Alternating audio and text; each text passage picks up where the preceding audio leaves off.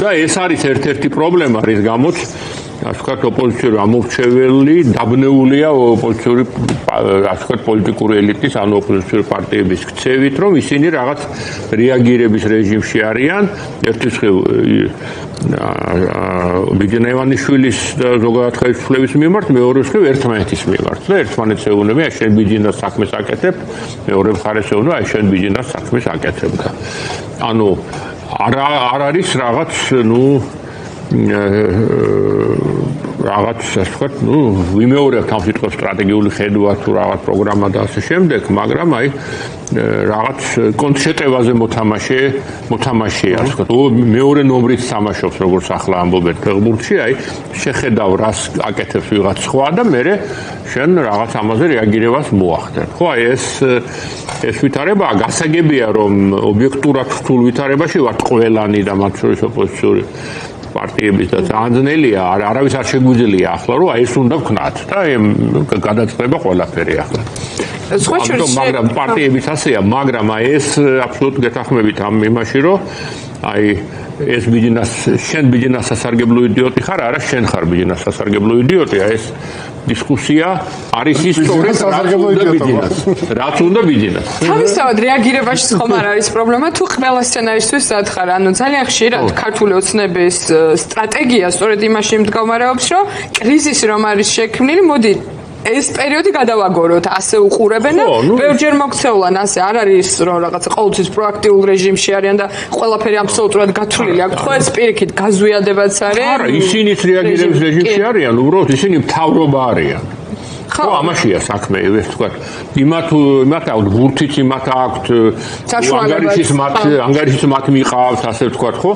ანუ ისინი აკონტროლებენ სიტუაციას, მიუხედავად იმისა, რომ სიტუაცია ობიექტურად კარგად არ მიდის მათთვის, არც საგარეო თვალსაზრისით, არც საშინაო თვალსაზრისით, რომ ვერ აჩერებენ, ასე ვთქვათ. ხო, კონტროლი არ დაუკარგავს. მაგრამ ასე ვთქვათ, ინსტიტუტები მუშაობენ, ასე პური ცხება, როგორც შევარდნაძე ამბობდა 90-იანებში, ანუ რაღაცნაირად, ხო, ყოველდღიური ცხოვრება მიგორავს ისე, რომ ეკონომიკაც არ ჩამოქცეულა და ხო, პოლიტიკა ამღვრეულია და არეულია, მაგრამ ცხოვრება მიდის და ამიტომ მათ ნაკლები აქვს სანერვიულო, ბევრი აქვს სანერვიულო, მაგრამ ოპოზიციასთან შედარებით, ან ოპოზიციას ფართო გაგებით გულისხმობ მათ შორის.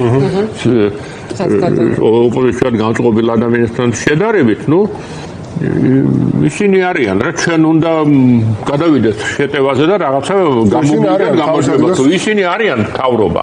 კი, ვერ ალაგებენ ტრამპთან, იმას ვერ შვებიან, ამას ვერ შვებიან, მაგრამ მთავრობა რჩებიან, ხო? მთავრობა რჩებიან, თუმცა კრიზისი უდგას და ეს კრიზისი გასდა არის, მათ შორის მათ არჩევნების კონტექსტში მინდა გკითხოთ. მთავარი შიში რა არის ამ არჩევნებში მონაწილეობასთან დაკავშირებით მისი მოწინააღმდეგეებისა, რომ ეს ოცნებას მისცემს საშუალებას ნორმალიზება მოახდინოს გარკვეულწილად ვითარების, ან ეს ასე წარმოაჩინოს. აქვს ამის რესურსი ოცნებას, რომ ასე გამოიყენოს? ნორმალიზება ხო სუბიექტურ აღქმაზეა დამოკიდებული საბოლოო ჯამში. ხო, მე ყოველთვის ამას ვამბობდი, რომ პრობლემა ის კი არ არის, რომ ოპოზიციამ შეიძლება აერჩია ოპოზიციას მთლიანად სტრატეგია არჩევნებში მონაწილეობით ან არ მონაწილეობით, მაგრამ ეს გაუგებარი რაღაც ერთმანეთში ბრძოლები მივიღოთ, მონაწილეობა არ მივიღოთ, ეს არის პრობლემა, მაგრამ რა შეეხება ნორმალიზაციას, ახლა მათი რიტორიკა ისეთია, რომ ყველაფერი ნორმალურად არის ისედაც, ხო და ვიღაცებს ჯერათ, რომ ახლა ყველაფერი ნორმალურად არის, ვიღაც ესეც ნორმის ნაწილი გახდა, რომ საღამოობით რუსთაველი ცოტა ხანს იკეტება, ხო? და ამაზრით ეს არის ახალი ნორმა, ასე ვთქვათ, ჩვენი ცხოვრების ბოლო 10 თვეა. და არჩევნები რომ ჩატარდება ფორმალურად, ნორმალურად და ჩატარდება ალბათ, ხო? ანუ ვიღაცა მივა რაღაც ამდენად პროცენტი დაბალი ის იქნება, რა თქმა უნდა, აქტივობა, მაგრამ რაღაც აქტივობა იქნება, ფორმალური ლეგიტიმურობა ექნება მარჩევნებს, მით უმეტეს ვერავის ექნება გონივრული აზრი, რომ ქართულმა ოცნებამ მართლა მოიგონოს, რომ მართლა მოიგებს, ოპოზიციური ამორჩეველი თუ არ მივა, ცხადია მოიგებს. და ეს იქნება კიდევ ერთი ის, რა ქვია, მაგალითი იმისა, რომ ცხოვრება მიდის, ხო? ფორმალურად ცხოვრება მიმდინარეობს, ასე ვთქვათ, მაგრამ ასე ვთქვათ, ეს არალეგიტიმურობა არალეგიტიმურობას რომ ამბობთ ჩვენ, ხო, ოპოზიცია ამბობს ამას, რომ ეს არალეგიტიმურია ეს ყველაფერი. მთავრობა ხადი ამას არ აღიარებს, ხო?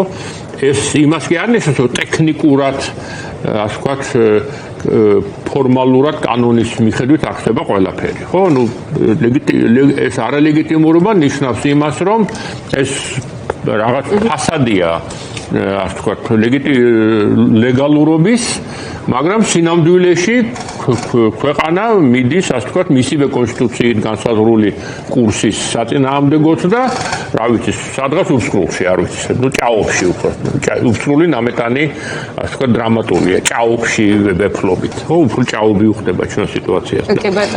ეს ქმნის არალეგიტიმურობას და ის რომ მთავრობის არჩეული კურსი ეწინააღმდეგება მათსავე დეკლარირებულ კურსას და სასქართლო საზოგადოების უდიდესი ნაწილის კურსს. ხო, ეს არის არალეგიტიმურობა. კი ბატონო, დასასრულს კამედივარ და